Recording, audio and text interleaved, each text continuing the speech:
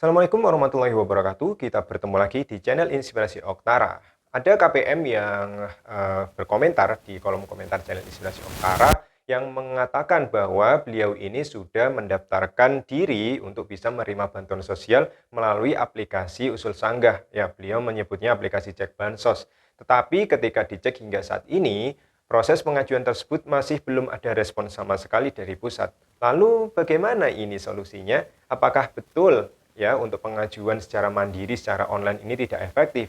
Nah, Anda harus menyimak video ini, jangan sampai Anda skip apalagi hanya membaca thumbnail lalu juga videonya Anda loncat-loncati. Jangan sampai seperti itu agar Anda tidak gagal paham dan agar informasi yang saya berikan di kesempatan kali ini bisa Anda terima dengan baik dan tentunya secara utuh.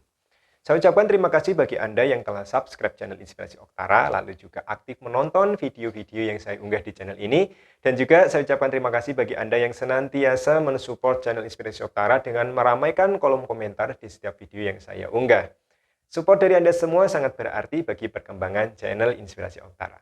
Oke, langsung saja terkait dengan pertanyaan dari penonton video di channel Inspirasi Oktara yang berkomentar bahwa beliau ini sudah mengajukan diri agar data keluarganya ini bisa memperoleh bantuan sosial. Ya, tertulis bahwa beliau ini mengajukan melalui aplikasi Cek Bansos. Ya, aplikasi intinya. Nah, bisa jadi kemungkinan ini adalah aplikasi dari Usul Sanggah yang bisa di-download melalui Play Store. Nah, ternyata setelah beberapa lama dicek, ini masih belum ada respon dari Kementerian Sosial Republik Indonesia karena memang mungkin ada kendala tertentu. Nah, kira-kira bagaimana? Apakah ini akan terjadi dengan KPM yang lainnya?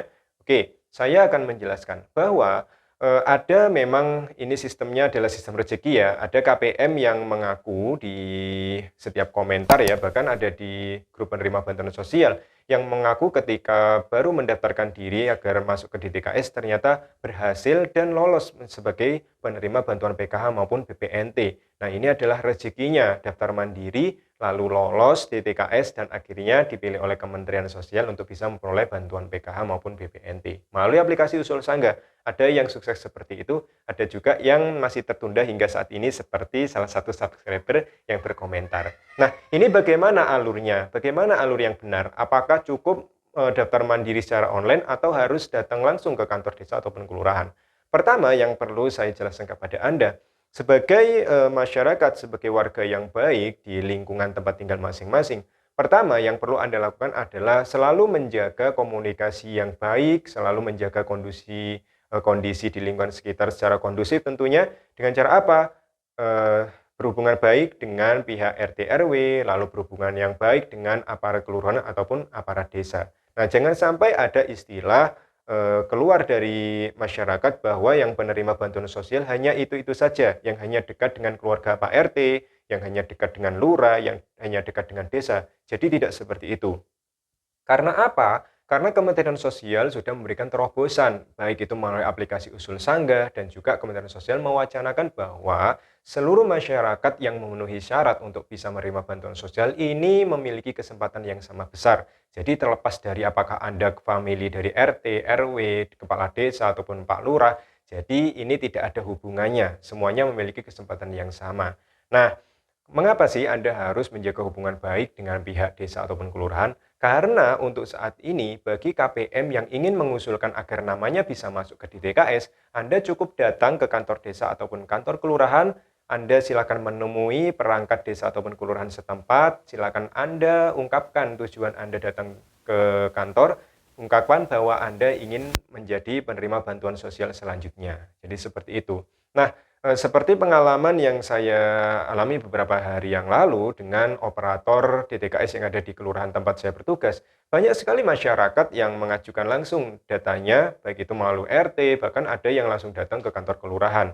Nah, di situ operator DTKS akan melayani dengan baik ya, akan mendata nama-namanya dengan dilihat KTP-nya, KK-nya, status keluarganya. Nah, maka ketika sudah dicatat, ini nantinya akan masuk list nama-nama yang siap untuk diajukan masuk ke dalam DTKS.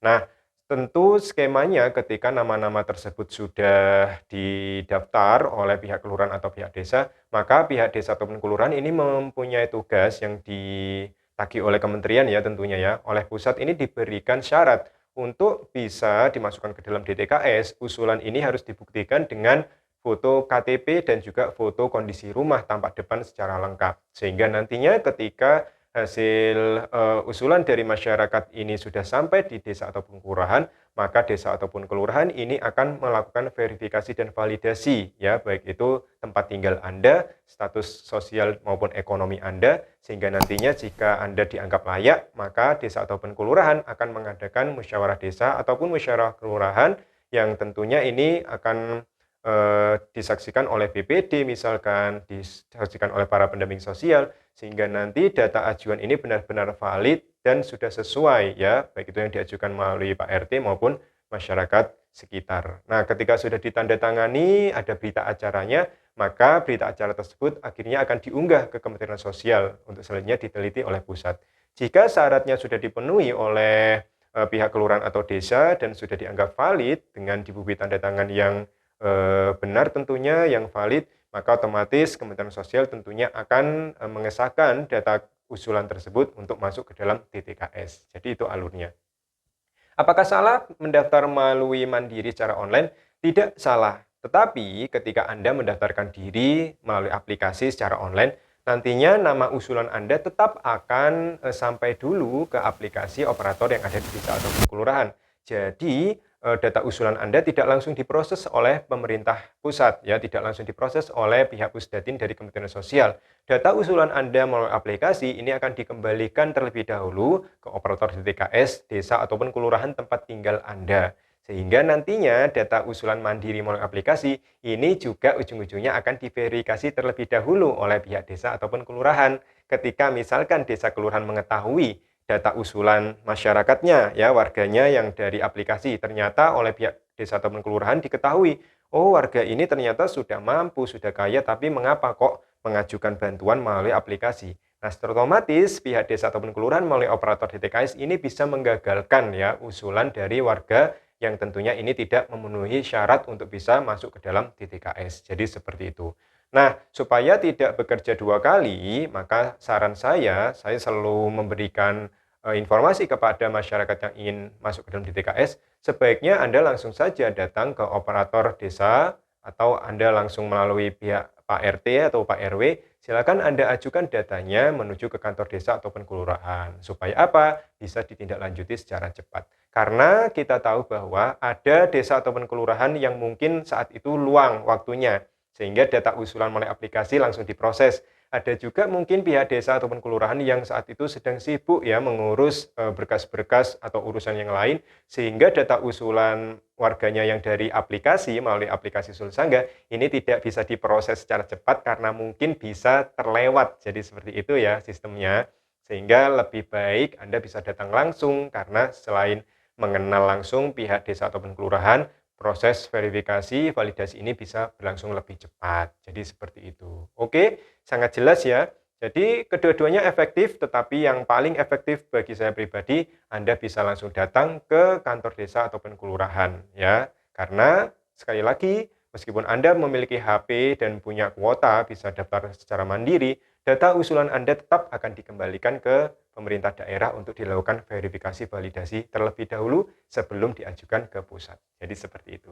Dan perlu Anda ketahui saat ini kuota PKMUN BPNT di pusat ini masih ditutup, masih penuh, tidak menjadi masalah. Jika Anda ingin data Anda tetap masuk di TKS, tetap ajukan supaya bagi data-data yang sudah masuk di TKS ini adalah langkah pertama supaya bisa memperoleh bantuan sosial selanjutnya ketika kuota BPNT ataupun PKH ini berkurang di tingkat Kementerian Sosial Republik Indonesia. Oke, mungkin itu saja sharing informasi yang bisa saya lakukan di kesempatan kali ini. Semoga bermanfaat. Terus dukung perkembangan channel Inspirasi Oktara. Saya akhiri. Wassalamualaikum warahmatullahi wabarakatuh.